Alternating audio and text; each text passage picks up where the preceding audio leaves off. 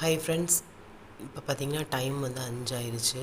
இன்றைக்கி வந்து ஜிகேயில் என்ன படிக்க போகிறோன்னா, இந்திய அரசியலமைப்பு தான். அது வந்து சிக்ஸ்த்தில் வந்து இருக்குது.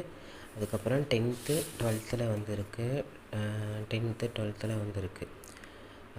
இப்போ ஃபுல்லாக மூணையும் வந்து படிச்சுட்டு லைன் பை லைனாக ஃபுல்லாக படிச்சுட்டு அதுக்கப்புறம் அதோட கொஷின்ஸ்லாம் வந்து பார்க்கணும்.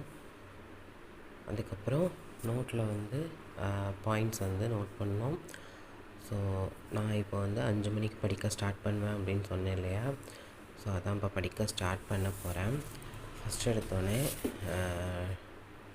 6ல் உள்ளதை படிக்கணும்.